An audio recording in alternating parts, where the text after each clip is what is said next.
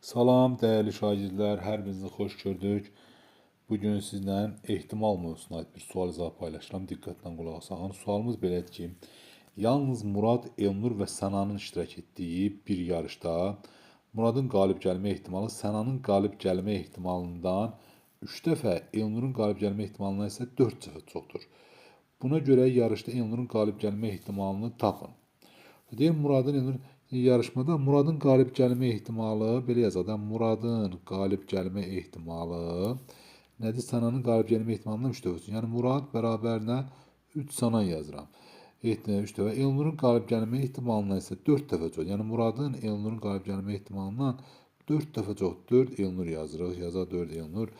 Elnurun qalib gəlmə 4 dəfə çox. Buna görə yarışda Elnurun qalib gəlmə ehtimalını tapın. Yazarıq belə. Demək, mən götürərəm, bunu yazarım, buraya yerinə yazsam, olacaq yəni 4 Elnur bərabərdir 3 Sənan. Yəni, Elnur bərabərdir 3K yazaram. Sənan bərabər nə yazaram? Sənan bərabərdir 4K yazaram. Düzdürmü? Düzdür. Həmçində biz yazmışıq, Murad 4 Elnurdur. Düzdürmü? İndi mən götürürəm, Elnurun burada yerinə yazsam 3K. Onda Murad nəyə bərabər olacaq? Aparıb Elnurun burada yerinə də yazsam. Elnur 3K da yerinə yazsam olacaq. Murad da bərabər olacaq neçəyə?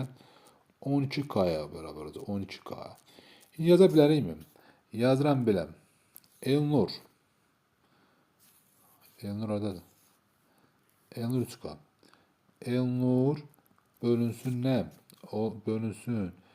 Elnur üstə gələk Murad üstə gələk kim? Sənan. Bərabərdir.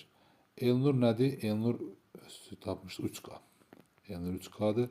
Bölünsün.